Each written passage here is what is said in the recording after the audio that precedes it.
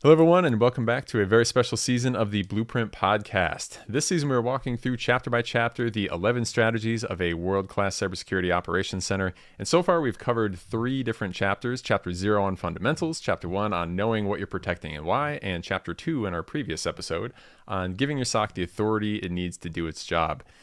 In this episode, we're going to be covering structuring your SOC. It's going to be everything from the org chart to tiers versus tierless, the room, physical versus virtual SOCs, shifts, 24/7, follow the sun, all sorts of good stuff. And I know we're going to have some spirited conversation on this one, so this should be a really, really exciting one to get into. So hello again to our esteemed author team, Ingrid Parker, Carson Zimmerman, and Kathryn Knerler. Are you all ready to dive into this one? Let's do it. Can't wait. I'm excited. So, strategy 3. The title we have here is Build a SOC Structure to Match Your Organizational Needs. So, why this chapter in the book, right? We got to start out with why did it make the cut? So, why is this a very important thing for everyone to consider? Yep. So again, going back to that idea of we're throwing everything up on a whiteboard, we're trying to figure out what we need to talk about. Obviously, there's tools, there's technology, there's people, but a lot of that comes together in how you put all of these elements in place, and so thinking about that mission aspect, thinking about the culture of your environment, are you remote? Are you somebody that still comes into an office? Are you global? Are you local? Are you big? Are you small?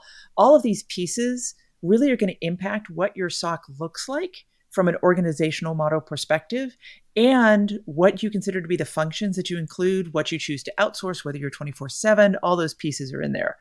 And so we really just wanted a place to have all of those conversations and think about kind of how SOCs have evolved over the years, what those structures look like, what are best practices that maybe a decade ago we would have said, oh yeah, this is absolutely what we should do. And now thinking about, no, we're in a slightly different place. We actually want to organize a little bit differently. We want to think a little bit differently. And so we wanted to bring all that together and just set it up as a set of discussions. And like everything that we talk about, it depends on your organization. So we tried to put a lot of information in here to just give you things to think about and to consider as you're deciding what's important to you. So the very first section of this chapter, 3.1, is called Drivers for Choosing a SOC Structure, right? What are some of the most important things that people should be thinking about when choosing how to actually formulate the team? Well, I think the easiest one is how many people you have for the team. What are your resources? So if you're a very, very small, you might be just part of a person or part of a few people. Or if you're a giant, that's certainly a big driver. And what do you hope to be? So maybe you start out small and you plan to grow and someone's given you a budget, but how does that look over time? So that's where you start, I think. Yeah, that's going to be a enormous factor. I know I talk to teams that are really, really large, have all the pieces. It's individualized roles all the way down to I am the entire IT and security team, right? And that's going to have a big dependency on the different things that you're actually able to take on and how you're going to format the team, where they're going to sit, and really all of that stuff. So one of the things we should probably start off talking about here is what are the different ways you can actually organize a SOC team? You have some of these things listed here: ad hoc, distributed, centralized, federated. Could you give us like a quick rundown of just some of those words and how they, what they mean in terms of a SOC organization, so that we are clear about them as we go through the rest of this episode and reference them? So when we were thinking about this, we recognize that at the very kind of smallest level, there are people that do SOC functions, even if they're not called a SOC. Most companies have some sort of security that you are trying to do, even if a lot of that is outsourced through, you're using software as a service. And so you're not maybe doing it yourself, but there's almost always somebody that would be responsible if there was an incident and you would need to do some response for it. And so that's what we're calling kind of that ad hoc or security as an additional duty. These are these very small pieces where you don't have a formal SOC name, but you're still trying to do some of the security elements in other parts of the organization. Then you get into a few things that we call like distributed, centralized, federated. These are different ways of, formalizing the SOC name. But if you're doing a distributed SOC, again, you may still be doing some other duties, but you acknowledge that there's a connection between the people who are doing the SOC elements and are chartered to do those types of things within the organization. Centralized SOC is what we think about when we think of a traditional, in quotes, SOC. It is a set of people. That is your primary duty. That's your set of responsibilities. You may be physically located together. You may be virtual, but it's a SOC for an organization with that set of responsibilities for the monitoring, protection, defense, those types of things. Federated goes back to a little bit about what we were talking about in the previous strategy in terms of SOCs that maybe support different business units or different parts of your organization, rather than being a single SOC within your organization. And often these will be peer organizations. So it's not that one recruits to another, but they need to be sharing information across. That's different than a coordinating or hierarchical SOC, where there will be kind of a SOC above those organizations that has a level of responsibility for bringing things together. If you're looking at a coordinating SOC, this is what you get with a lot of like large business, large government organizations. Doesn't necessarily direct those day-to-day activities, but is providing guidance across the different organizations. And we differentiate that from your hierarchical SOC, which tends to be more involved in the day-to-day operations. So it's a lot of terms. We've got all of these in the book, but it really is just trying to acknowledge that there's so many different ways that you can call your SOC different names. And as Kathryn was stating, a lot of this has to do with just the size of your organization, as well as the structure of your organization. Great. And so I know there's a chart in here, and the way that you spoke through them, so just so the listeners know, it's generally like from what you said, first to last, it's kind of like growing larger, larger, larger is typically how these things end up landing. What I was curious about is how is this section changed and evolved versus the first version? Is there anything that, as you went to lay this out, had to be significantly ripped up, or are we seeing SOCs, trend in one direction where they weren't maybe 10 years ago? Anything around that? Well, I think we'll get into some of this. When I originally wrote the first edition, I had, as Ingrid intimated, the traditional centralized SOC in my mind. And I spent a lot of time talking about that's the only way to do it. And I have feelings about this. A lot of people have feelings about this. And it's born out of the notion that, as we've said many times already, and we'll say many times more, the folks that are doing security operations need to be in sync. And they need to be talking to each other and collaborating constantly. And one of the themes that you'll hear from me a couple times just in this episode is when you don't do that, trouble ensues, teeth gnashing ensues, tears ensue, people leave, all these bad things. So, but on the flip side of it, we've come to recognize that a lot of people can't do it that way, or they can't do it perfectly, or, they have to outsource. They have to do a managed service provider, or they're too big to do that. And they need to follow the federated or hierarchical approach, or, how do we spend more time talking about how does a coordinating or national SOC show up, and how are their roles different? And it's actually interesting because, going back to the topic of tension from the previous chapter, there in the earlier days of these national and coordinating SOCs, in a lot of situations, not all, but in a lot of situations, they showed up and defaulted to the way that their underlings, I'm going to use air quotes, their underlings would show up. They wanted to look at raw data and raw alerts. And it's like, hey, your role is different. So one of the genesises, I hope I'm using the right word, of this kind of rebuilt and reorganized strategy is how do we talk more about those different models? And you can thank Kathryn and Ingrid both for beating me over the head when we first came together and talked about second edition is, hey, Carson, you can't just speak from the soapbox about some of this. I said, oh, okay. So here we are.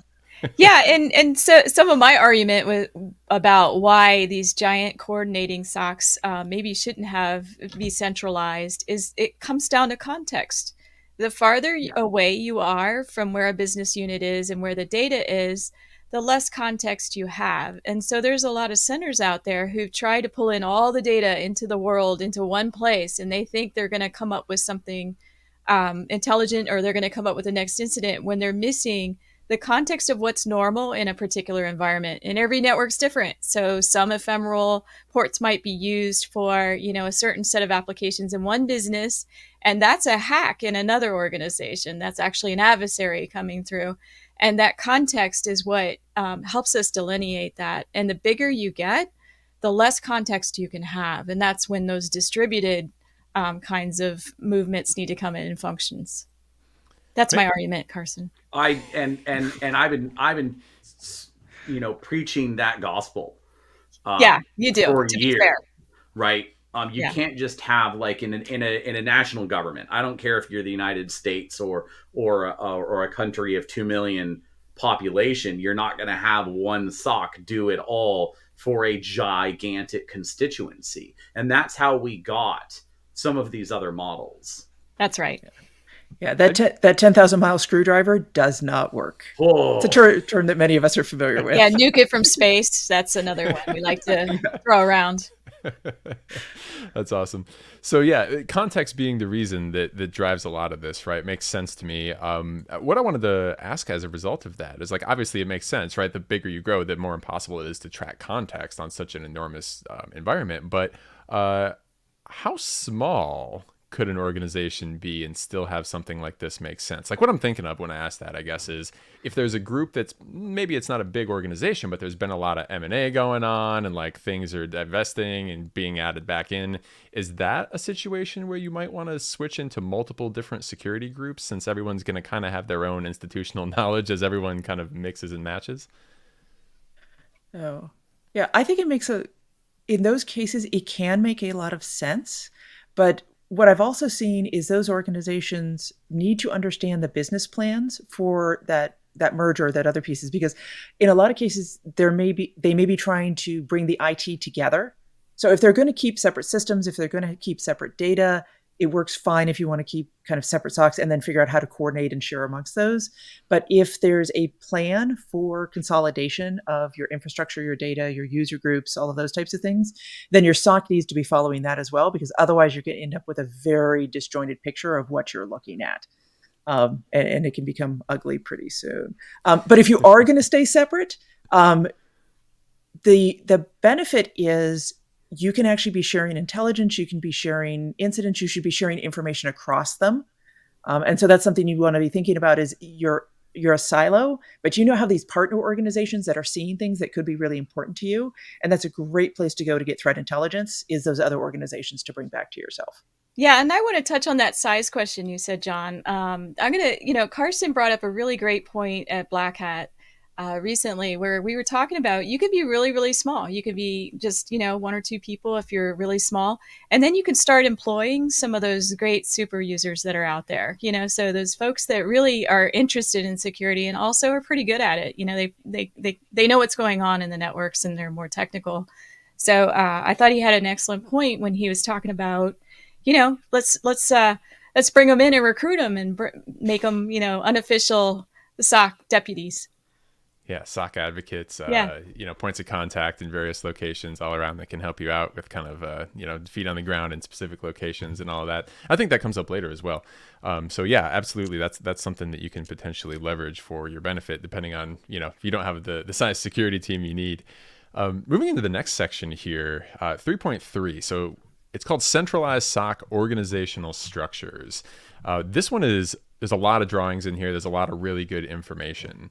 Can we get a quick kind of overview of the types of things that someone would look for kind of in this section, and some of the key points you wanted to get through like what you were writing here across the various different amazing charts and everything that's included in this? Yeah, so I think in this section, we wanted to put some examples down. It's always great when you can look at something and at least say, here's a place to start. This is another one of those spicy sections where we fought long and hard about like what goes in each column. Is it right? Is it wrong? Nothing is right. But we did want to say, these are some things we've seen in organizations we've worked with that maybe you could group together. So we've got, like the first chart has incident triage, analysis, and response in one area.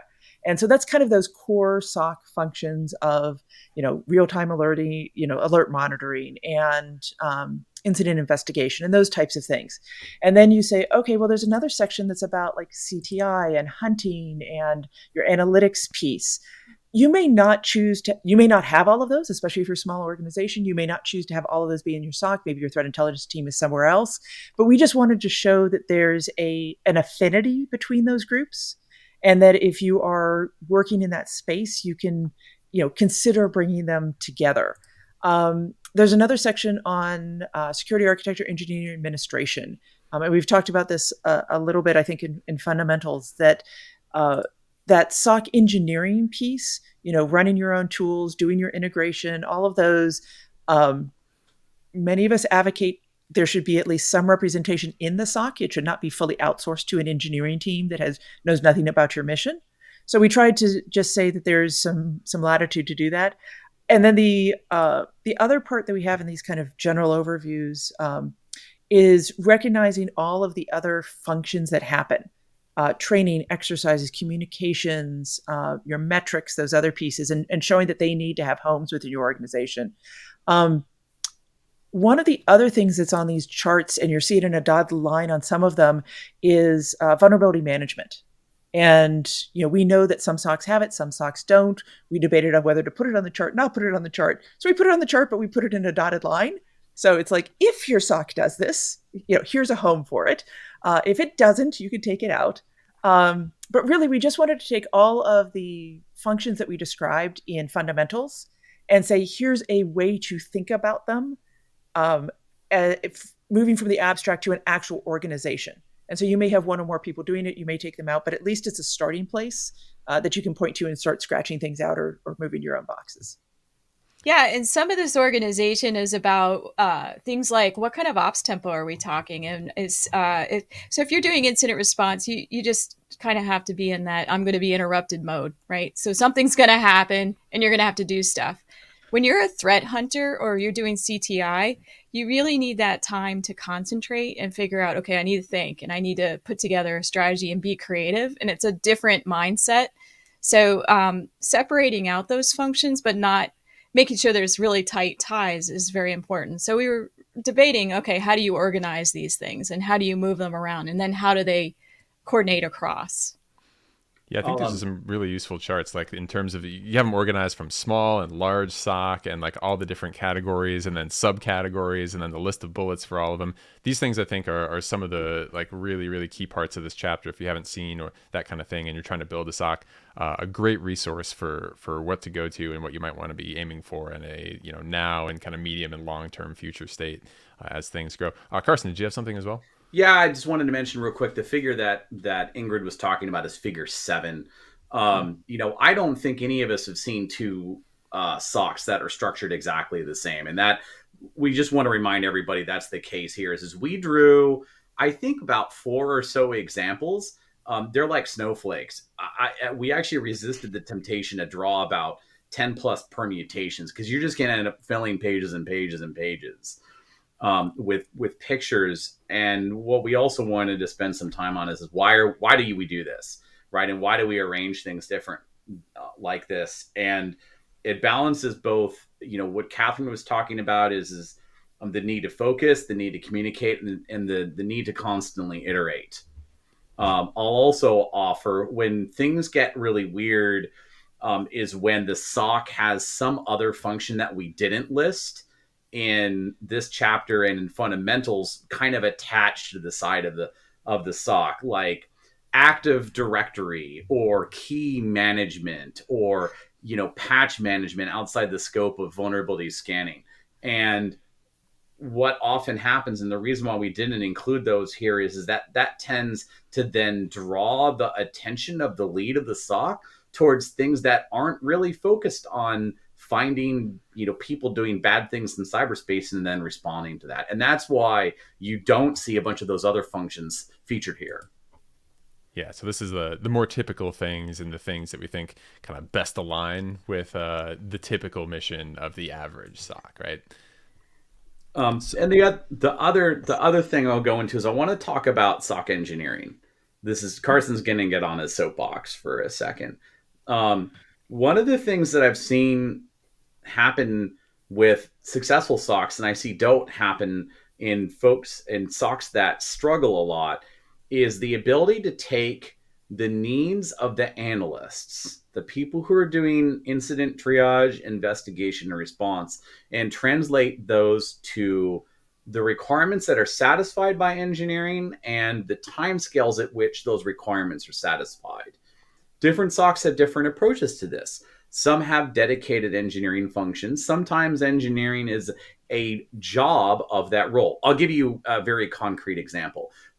I've run into more than a few SOCs where the people doing incident investigation also have some responsibility in improving tools or improving data collection. And I could spend an hour, I won't, talking about all the permutations of that. What I will say, and we're going to probably talk a couple more times about today, is that every section of the SOC needs to have time built into their schedule and into their capacity for improvement. I don't mean training, although I do. What I'm referring to is building up processes, procedures, tooling, automation, etc. And you'll hear this. Some people talk about the concept of agency. Some people use the word empowerment. Say what you will. The point is that this drives improvement and it drives investment and engagement. And that is absolutely critical. And I've seen SOCs, every permutation of pulling any of these major functions out, I've seen it, and I've seen it go absolutely terribly for everyone involved. Absolutely, just people in tears because they can't do the most basic functions of their jobs. So to all of you listening, please don't take this stuff and put it elsewhere. If you can avoid it, trust me, it'll work out better when you bring it together if you can. I'll give you a real example of this engineering problem because I've seen it. Actually, I get calls, in this question a lot. So a group, I won't say who it is, actually has their engineering completely outside of the SOC, and they're responsible for choosing a SIM. So the SIM they chose was one that it followed the basic requirements that the SOC had handed them, but they weren't able to then test it for actually what it does. So they handed to the SOC. They had tested that you could turn it on, you could plug it in. And so all of that part worked, but it didn't do the correlation rules the way that the group wanted. It was an off-brand, by the way, that they had chosen. It's one that, we don't hear a lot. And so the SOC was left with this tool that was bought by engineering based on requirements that was able to be turned on. So it happens all the time. So to Carson's point, yeah. I really, really love that point. I've lived that. I teach that. Yes, I've definitely had those points in my career where they're like, "Here, John, we bought a new tool. The vendor says it's great." I'm like, "Oh, they do, huh?" I'm gonna preach just a little bit more, and then I'll shut my trap. Thank you, Kathryn, because that is one of the examples I have in my mind. And people often say, "Well, you should just be able to write all the requirements down, and then have some other engineers, satisfy those requirements." And there are many flaws in that logic. Even though I appreciate where people are coming from when they say that, there are multiple flaws. One of them is the notion that the people who are in the best position to deliver a requirement are the ones who have experienced the pain of the solution that they're trying to address. And I see it every time. If you haven't lived the pain at least a little bit, your understanding of how to respond and meet that pain is orders of magnitude poorer. And then one of the other flaws in the logic, there's actually two more. One of them is that you're going to have time to write them down with enough detail that someone who doesn't understand that area is going to be able to pick it up and know what to do. And that is cyclical, because as soon as you're done defining the requirement has changed. And this is what drives everyone absolutely batty When you've got ops like way over here and then engineering way over here, and you put a brick wall between them, is that you're iterating so quickly you have to. And you can never catch up, and everyone is sad in that situation. And then the third, and that's kind of building off the first two, is that even if you do have good requirements written down, and even if you do have people who are faithfully executing against them, when the engineering org will end up kind of having their own priorities, and their priorities will stray from the needs of the operator, and it causes massive contention and massive arguments. And I've not yet seen someone do it effectively when they're way separated like that. So rant over. And we could probably go on for a lot more about some of the benefits of like having people with scripting skills, with, the ability, like all of these skills that might reside, in a large organization in another place.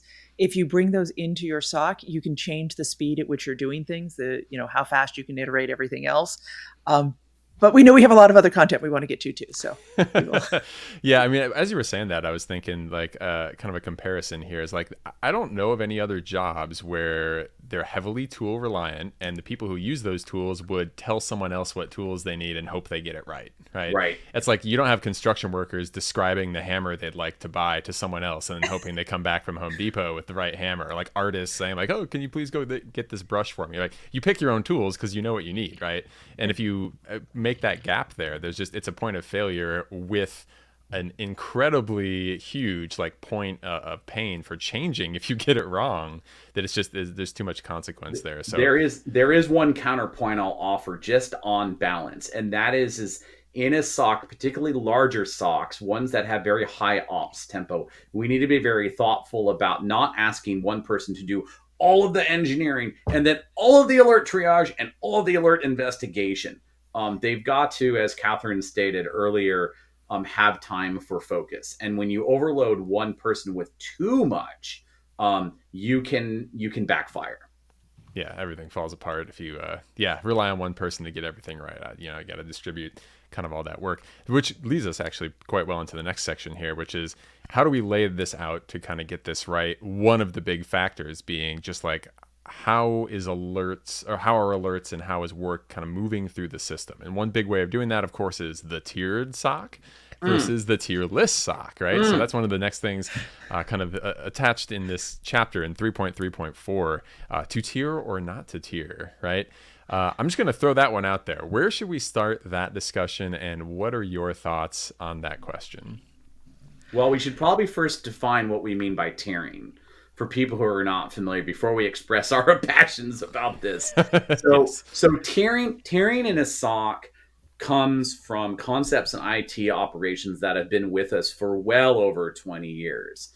And the idea is goes back to the funnel. Is that you have the most alerts in the most cases hit the least experienced people. They do some cursory work, and as you move along the chain, you escalate from one tier to the next. And at the top of that pyramid, if you're really big, you might have more than two tiers. You might have a third tier, and there is both merit to this, and there's a lot of naysayers.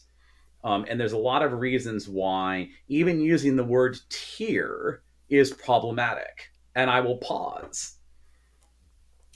So I was very passionate about this as we were working on the book. I think there are benefits and drawbacks to every one of these models. But this is a change, I think, from first edition, where there was more emphasis on the tiered model.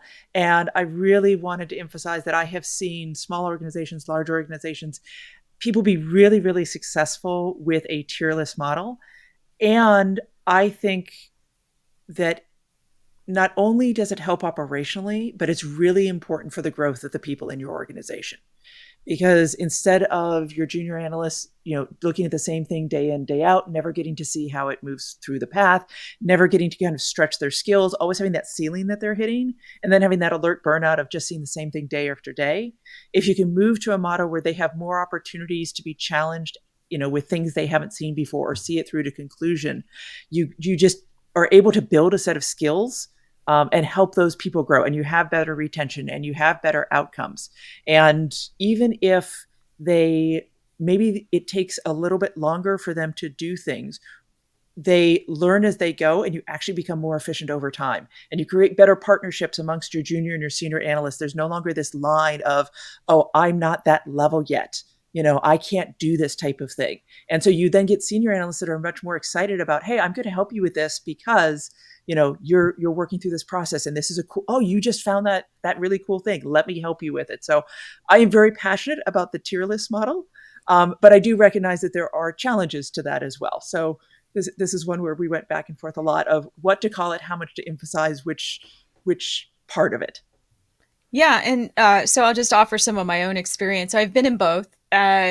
And the more rewarding environments for me personally were the tierless environments. So, you're the one on call, an incident comes in, you handle it from cradle to grave. So you're the one putting the documentation. And the benefit of that kind of model is you have one person who has the continuity through the whole thing.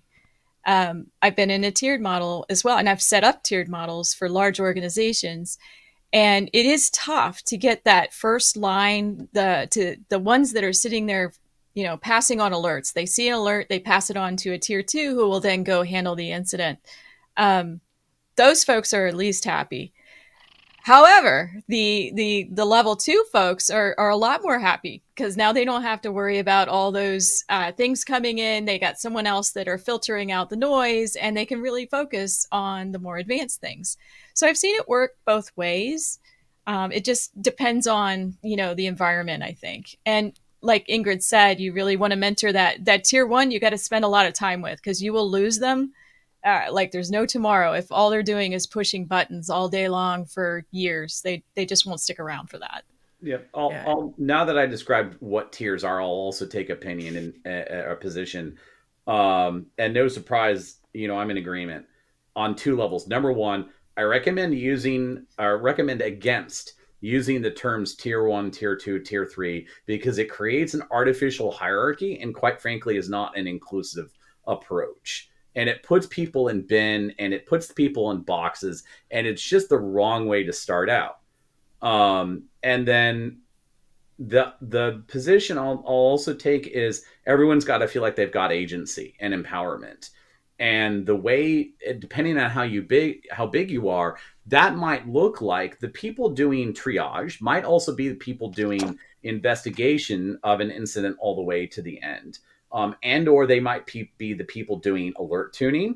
They might be doing some alert triage and enrichment and filtering automation. They might be building notebooks. They might be doing all kinds of different stuff. And that all strays from the traditional notion of tier 1. As a matter of fact, and I've said this before on stage and I'll say it again, I think one of the few things, if anyone were to say something is dead in security operations, the only thing I would say, one of the few things I would say that is truly dead is the notion that you're going to have tier 1 analysts, all they're doing is triage and nothing else. That idea is unsound. And I think we're all in violent agreement that idea needs to go away. The question is how do you also compensate and deal with, hey, you've got junior analysts coming in. How do you differentiate their roles and responsibilities or their duties and from people who are more experienced? And how do you do things like quality control?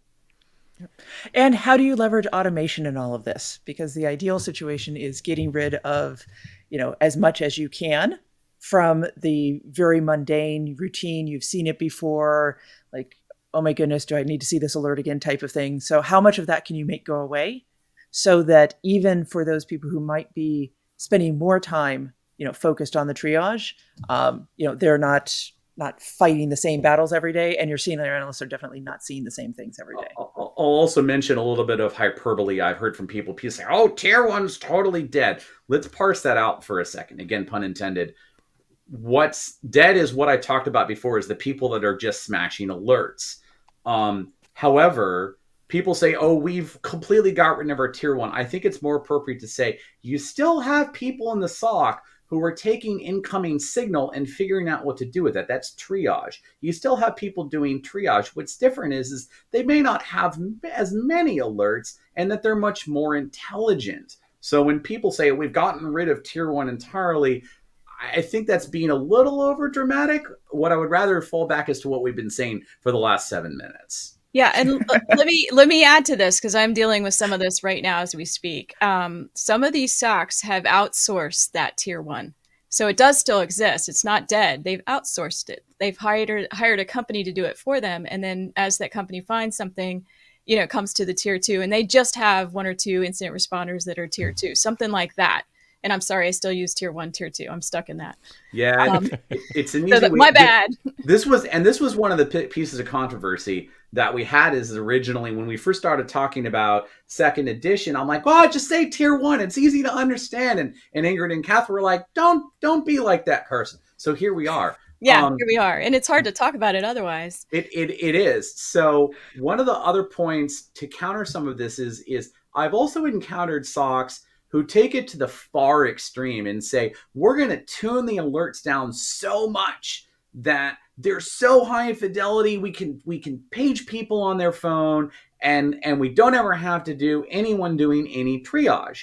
And that concerns me as well because they've ascended this curve and then gone down the other side of that curve where they're also being ineffective because in spite of all of the machine learning, all of the data science, all of the filtering, all of the AI, and all of the buzzwords we've thrown at this, there's still a large number of detections where the results, it takes a human to pick out the ones that are interesting and fun and unusual or noteworthy. And I've not met many people who have gotten to the point where they can really eliminate the human from that entirely. They're on the road to doing that, and they're constantly marching towards that. But that goalpost keeps moving.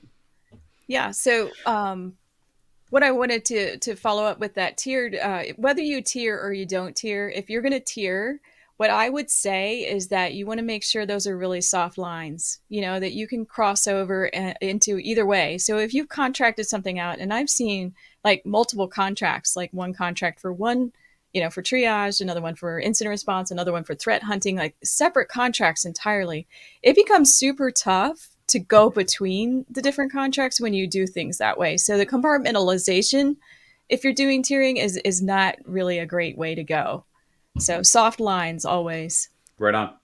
Yeah, I'm glad you all went into that kind of impassioned discussion. I feel the same way. I'm biased because I worked and I'm a product of a tierless SOC.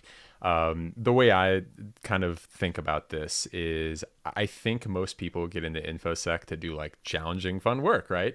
And if you're like, great, you did a whole bunch of tough stuff to get here. Now you push this button and that's the button you push all day. People are gonna be like, I didn't get in here for this, right? And so people are gonna want a bigger challenge than that. And I think very much depending on how you define your way your tierless, situation or tiered situation works, you can go closer or further from that. But, anecdotally, when I talk to students that are like, oh, I'm very unhappy with my SOC job, it's those that don't have a big variety in their day, right? Absolutely. And they want to learn more and they feel like they've hit a glass ceiling and they're like, I can't get promoted. I'm stuck. I do this thing that's boring and horrible. And so guess what? I'm hitting the door, right? And I'm going to go find another job somewhere else.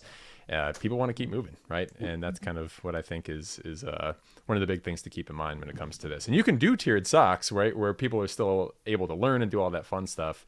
But I think that model, at least in a traditional sense, has been less oriented in that direction. And I'll refer people once again back to the book. We were talking about section 334 here.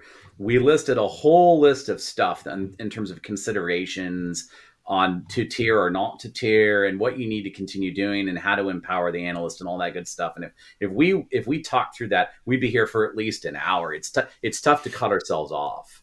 Yeah, and we get into a little more of this in the workforce section too. Yeah. Yeah.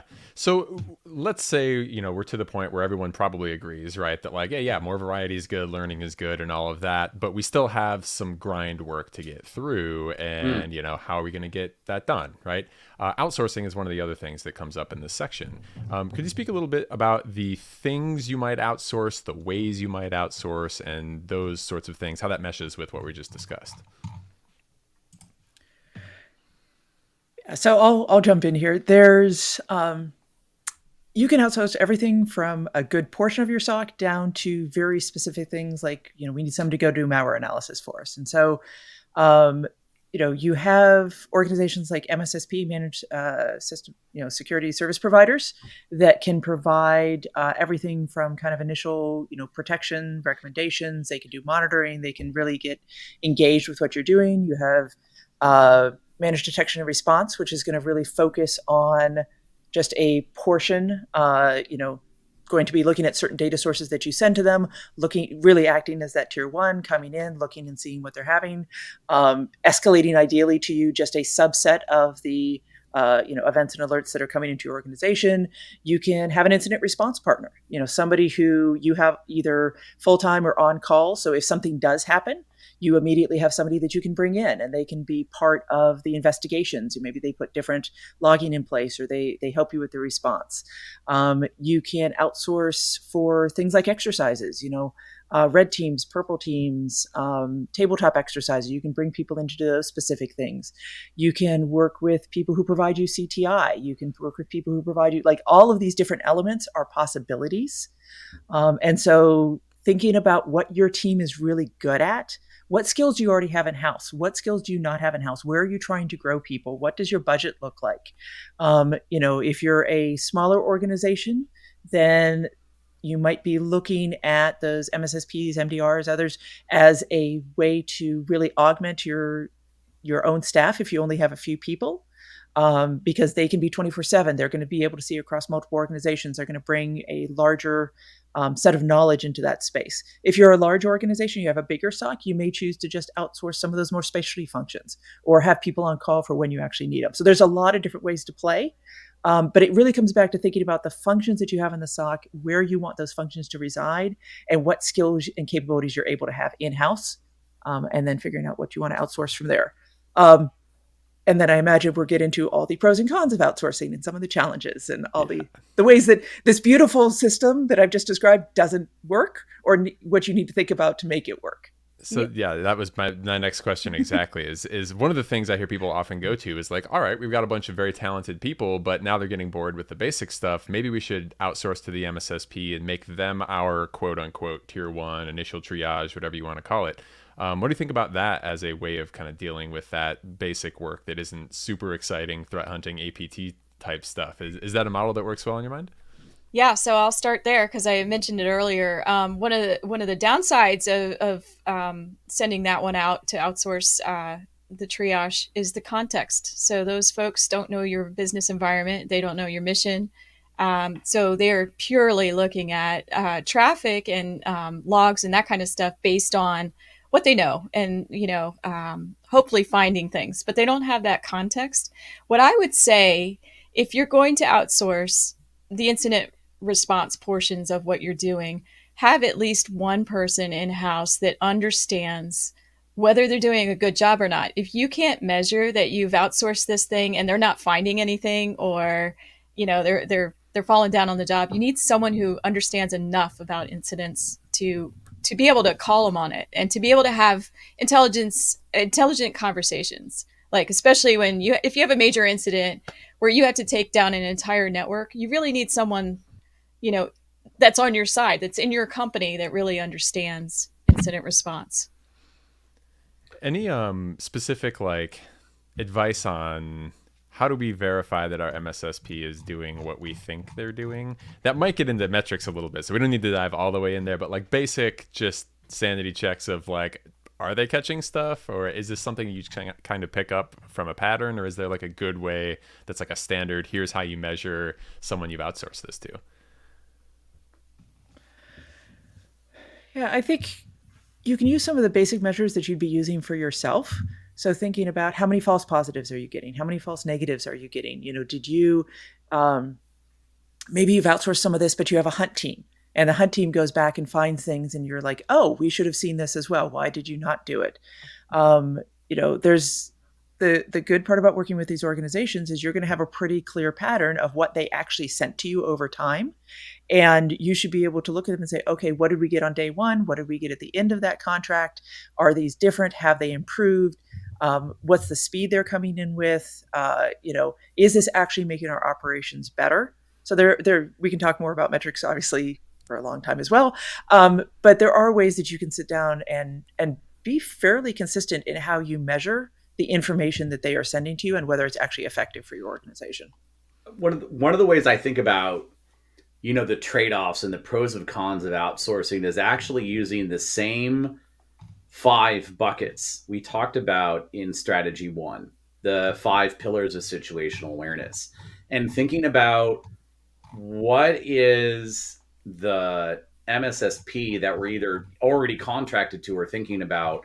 How are they going to change the calculus for some of that? And it might be in ways we're not necessarily thinking about as their potential customer. Let me give you a couple obvious examples. An MSSP had better come in with a very strong understanding of the threat, right? They better be experts in it, because if they're not really good on that and they're thinking about the threat specific to your industry or set of industries, like, are you an oil and gas company? Are you a financial company? Are you a retailer? One of the ways that they could potentially provide differentiated value is being aware of both the systems and the threat specific to your area. And that's one of the ways that turns some of that on their head, because when we normally talk about MSSPs, one of the typical commentaries is, well, they're not going to understand our business as well. And that's very common. On the flip side, they might understand some of the threats against that business better. So there's some nuance here, to consider. One of the other things I think about when I think about outsourcing is what we talked about before earlier in the chapter, is having the parts of the security operations apparatus fit together, talk to each other, coordinate, etc. One of the other things that you might not be thinking of, but is also influential, which goes into strategy 4, and that is let's say you've outsourced, your triage function. We're not calling it tier 1, right? You've outsourced your triage function. All right, that was your number one way of building a pump into the SOC. Now, what are you going to do to bring in junior talent and grow them? Yeah, all good points. I love the kind of threat-centric way of looking at it. You don't necessarily have to look at it as, oh, I'm handing it off to someone that knows less than me. You could be finding someone that actually knows more than you and has considerably better context about the attacks, at least, that could be coming your way. And as long as you work with them, right, to understand like the internal context of your network, you may actually end up doing better than before, right? Exactly. And so right. It could go either way, as long as you pick and choose carefully, have those conversations, and nurture that communication between the groups. One of the other things I wanted to ask that's also in this chapter, kind of right after this, is the notion of bringing in an MSSP, or really anything, for coverage 24/7, right? I know in the SOC I previously worked in, it was a case of, well, we want to kind of operate 24/7. How are we going to do it? And that sometimes we had on-call shift. Other times we went to 24/7. We eventually went to a follow the sun model once we had geolocated SOCs kind of all around Earth. And then, of course, you can bring an MSSP in on that. So any thoughts on kind of how you approach making a decision on how much coverage you need and then which one of those options to go with? Yeah, I think this starts from just a basic budget perspective. We have some numbers in the book about, it takes this many people over this much time, multiply that by salaries, and you get to a pretty big number pretty quickly. And so that's just fundamentally where companies look at that, and your finance person says, "Oh, no, that's not in your budget." And so that's one of the reasons, especially smaller organizations will start looking at some of this outsourcing, because there's cost trade-offs to be made in terms of what they're looking for. I think you mentioned a couple different ways to think about the ways that you might run 24/7. It's not an all or nothing. So you might do extended shifts and just have somebody on evenings and weekends, or you might, do, you might actually run, 7 days a week, but just during the days, or, so there's other ways that you can use them to figure out what you want to do. But a lot of it just comes down to dollars. Yeah, and there's a lot of ways to implement it too. So I came from a small team that was 24/7, and you might ask, well, how in the world would you do that? Because you need it, unlike you don't really need just 3 people to make a 24-hour shift, right? You really need a lot more than that. But you can do like a 24/7 on call kind of deal where you're getting pages for really important things. Like you would want to make sure you've tuned out false positives to the extent possible, so you're not getting paged every hour, or you're not getting alerts every hour. But you could set it up so someone's on call for a week, and then it switches to another person and rotate it that way, and that's 24/7. So you have to define what you mean by 24/7 and what you're getting for those services for 24/7. Some people go light on the overnight shift, like they're not doing a full looking at alerts 100%, 24/7. And then, of course, you have your giant SOCs that are actually sitting there with teams 24/7. There's a couple things to think about here that may not be obvious. One of them is, imagine you've gone 24/7. Imagine you're even having someone, you've outsourced alert triage and investigation for 12 out of the 24 hours to another team. Let's assume they find something. Then what? Yeah. Right. Do you have IT staff also, like other parts of the organization? Does your constituency have IT support on call, or also working at 2 a.m. your time? Because if they don't, why are you doing alert triage then? What's the point? Right. So I'm not saying don't. I'm just saying think about it. One of the other things that folks who are approaching this, they think about, how are we going to spend those resources, right? By the way, one of the magical numbers is 4.8 FTEs. It takes 4.8 people working a 40-hour week to cover a single shift, including things like sick leave and vacation and whatnot. And then you never want to have one person on shift at any given time because, that stinks. Being the only person on shift, that's so lonely. It's soul crushing. So then you're saying, if I want to be 24/7, that means I actually need to spend 15 FTEs to be 24/7, because you want to have a lead, you want to have 2 junior analysts, whatever position they're in. That's a lot of headcount. And here's what people aren't necessarily thinking of is people often over-index. I've got to look at every alert in 60 seconds. No, you don't. Stop thinking like that. And here's why.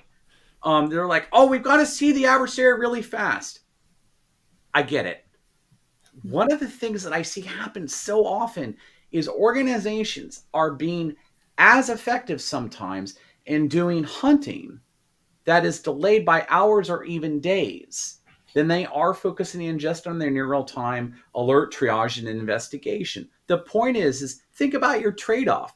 I could spend 15 FTEs being 24/7, or I could spend 5 FTEs over here doing a really cool hunt program. And there's a very good chance you're going to find a lot more threats that way, because that's the point.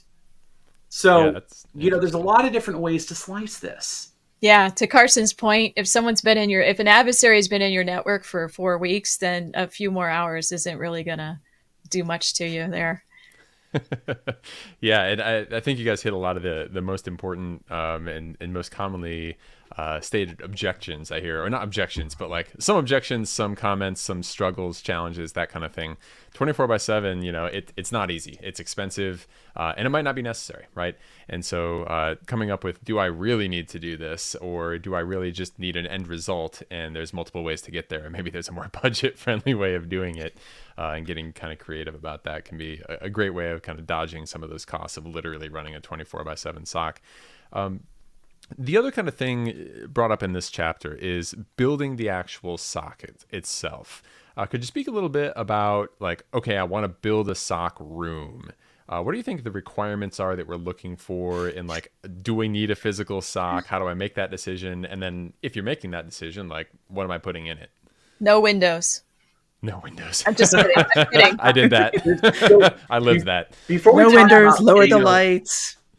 Yeah, I mean, people often, I've literally seen SOCs that were like actually inspired by your favorite sci-fi movie, and people spend a lot of money on them, and I get why that happens, right? It looks cool, it makes people feel great, it's good to show the executives once a year. There's a whole bunch of reasons to do that, but I think we should first talk about what's the motivation.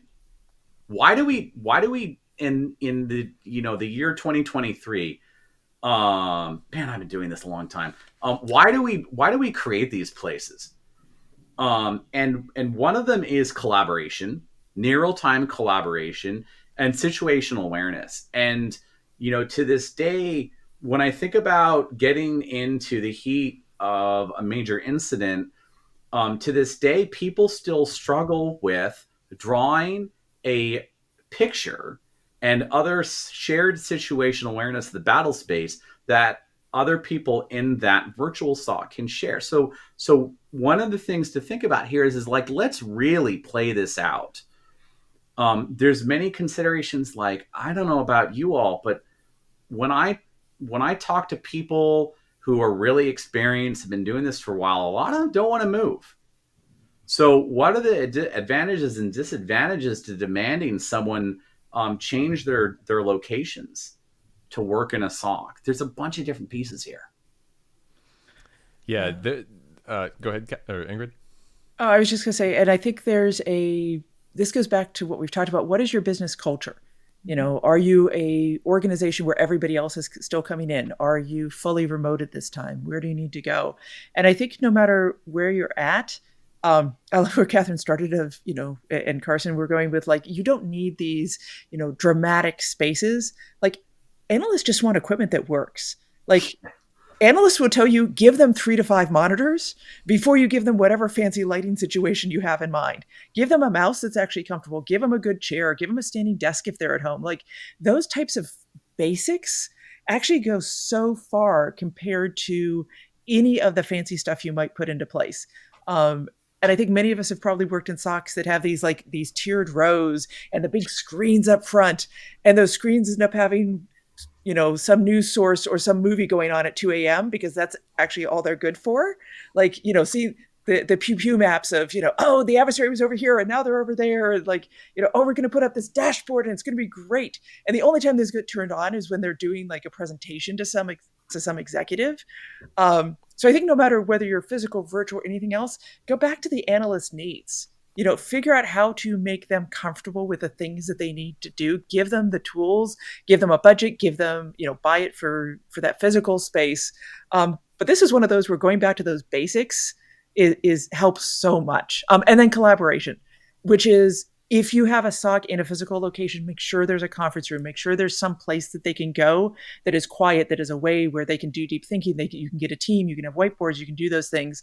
And if you are virtual, set those spaces up. Like I work in a virtual team right now, just in our Slack, we have, this room, and all you have to do is you press a button, it opens up Slack, people drop in and out of it all day long. You're creating these ways to be more informal. We have, a whiteboard session, set of technologies. People are constantly creating diagrams in there and putting things up that people can see. So figure out how to make collaboration work, figure out how to give them the basic tools, and don't get so caught up in the actual, does it look really great? Well, yeah. And what I would say too is this isn't as much of a problem as it used to be when we were all just hardware.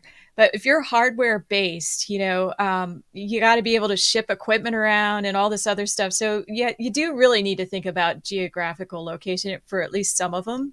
And so hybrids seem to be the way a lot of businesses are going, where they have some people that are at least live near, a location, and then, you can have some distributed doing some of the functions.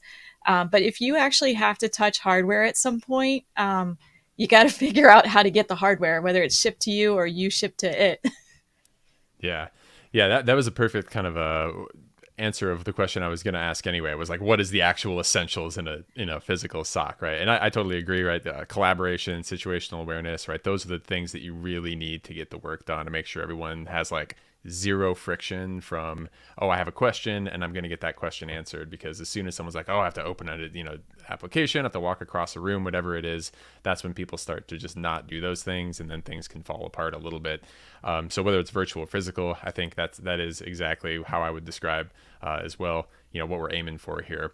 I want to add one thing about the virtual piece. I would like to call out, when we talk about a SOC where everyone is in person, there's a set of approaches that can work. And we talk about a SOC where everyone is virtual. That's a separate set of approaches, kind of like what Ingrid was and Kathryn were both talking about.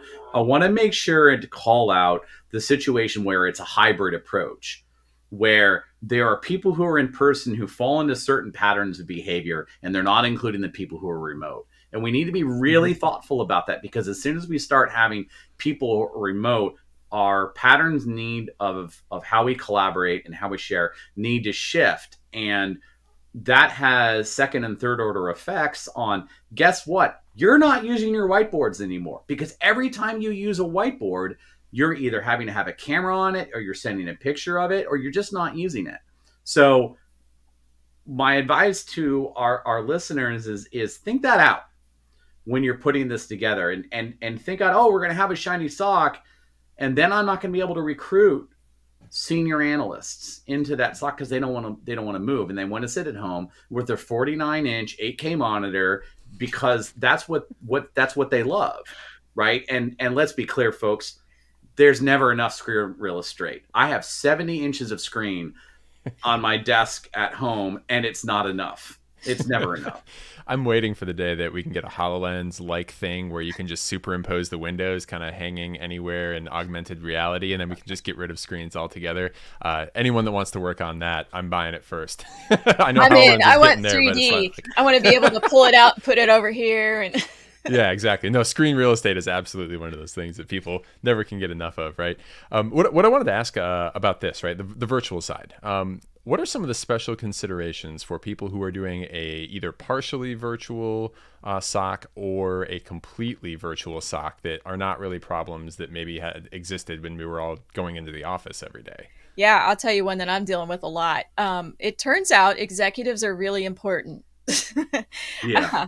And what I have found is that if there's an incident happening and you're being asked to brief, someone who knows how to brief executives needs to be somewhere near that executive. So, really think about that, about if you're partially virtual or you're hybrid or whatever you are, you need to be able to be near your stakeholders, be near some of your folks, at least some of your more vocal and communicative staff need to be able to brief and be around. And I can't stress the importance of it. It happens all the time right now, especially since COVID, because I've got people all over the country. And I get this, well, who can go brief so-and-so? And it's like, well, it's in Colorado, California, and Boston. Yeah, so that's a real problem we're dealing with. I would also, this is going to be rare. I'm going to actually slightly disagree with Kathryn, or add an asterisk to it and say it's dependent upon the work remote culture of the executives, right? So if your entire company is used to interacting with each other on Slack or Teams or whatever, or Zoom or what have you, then I think that's going to influence that situation as well. True. But what we're having is this COVID, people are coming back to the office. They're trying to get people back in a lot of different places and companies. So that's why we're running into this. So hopefully it's temporary. I like the remote. I like what Carson said. I want to go back to that. One of the other things. Oh, go ahead.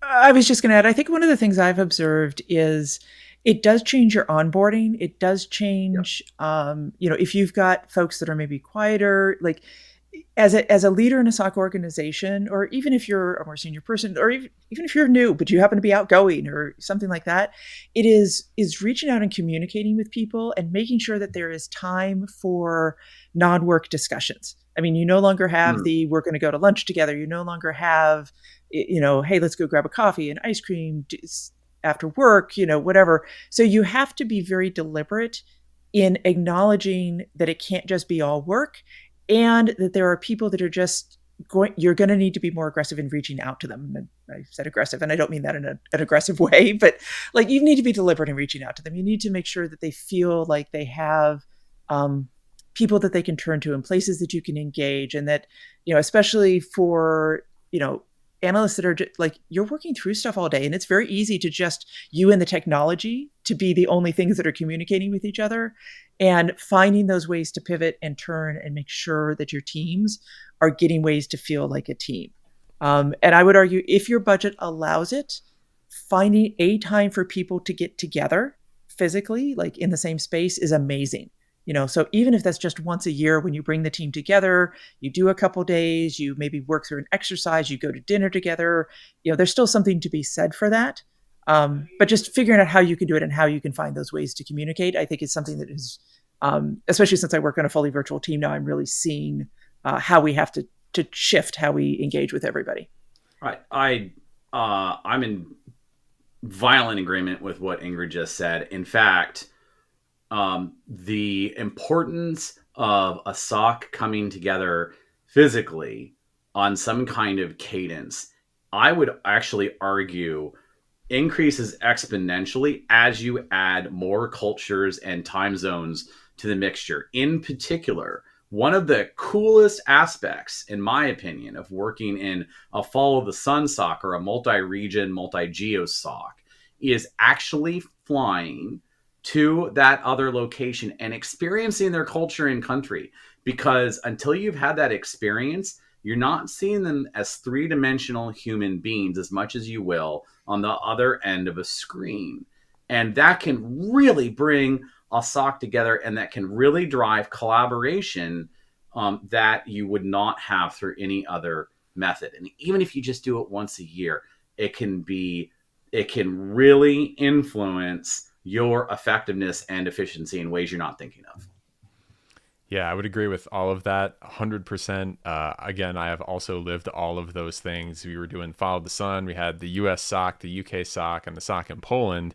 And it wasn't until we all actually met up and did some training together. I got sent on a business trip once over to Poland, got to see them, go to, lunch with them and all that kind of stuff, and like live that life for a couple days. Like I really understood what it was like and who those people were in a much better way. And just, it really opened up the, clear lines of communication and collaboration in a way that just wasn't there before we all met each other. So 100%, right? If you can get the budget to do that, awesome thing.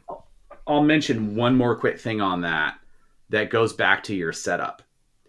In the United States, for example, most people take for granted the expectation and notion that we have a place in our home, be it an apartment, a flat, a single family residence, a townhome, etc., that is just for work. And that, for some people in some living situations and in some countries, is a very poor assumption.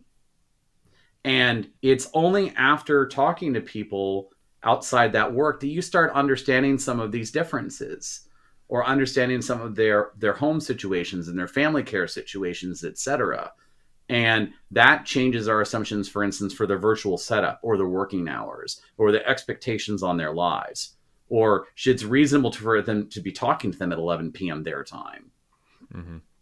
Yep, 100%. And, the other thing I wanted to throw in there was, even if you can't meet people, I meet some teams where like everyone is really good at like turning on the cameras, knowing each other personally. And I meet other teams where people is like, there's never a camera on and it's just like business talk off the meeting, right? And, my own kind of toss in here would be like, encourage people to like turn the cameras on and get to actually see the other humans they work with. If you can't get into like, personal trips and other things kind of like that, getting everyone together, really anything to just kind of foster that, hey, there's another actual human with a full other life somewhere else on Earth that I'm working with here, and kind of get that sympathetic view of what they're doing and how they're doing it and what their life is like and all that. Really big help in team cohesion, which just helps really everyone with everything. So yeah, and one thing that hasn't changed in all the years that I've been doing this is that human-to-human connection is irreplaceable. I think all of us have people that we just trust. We'll call and they're always right. It's like, okay, I got this problem. And you run things by people. And so that human-to-human contact is just, so incredibly important. It's like we've been in trenches together. If you've been through some major incidents, you really bond with the teammates on on things. And some of those are lifelong people that you keep in contact with, friends even. Absolutely. That's actually one of the reasons why that's been kept me going, doing this long as I have is the bond that forms between people who have been involved in a major incident. Like if those who have been doing this did this through SolarWinds, for example, think about the friends and experiences you had through SolarWinds and how that influenced it also. And we're going to talk about this when we get to incident response. Looking out for each other, knowing what it's like for you or the people around you to get crispy and to tap out. And at the 9th day of working 12 hours, I'm not thinking 100% right now.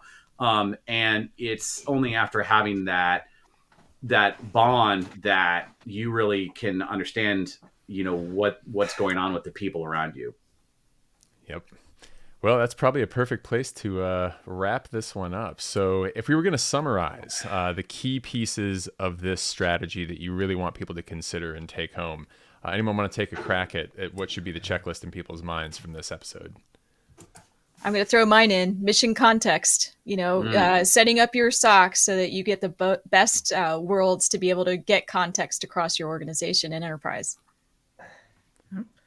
I think I'd throw out, know what your SOC is chartered to do, understand what you have from a set of skills, and then identify how to best deploy them from both the organization, whether you need to outsource, the other types of things. Like they all kind of fall under each other.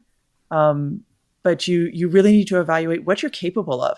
You may have great aspirations, but I would say start with understanding where you really are at right now and then organize from that perspective.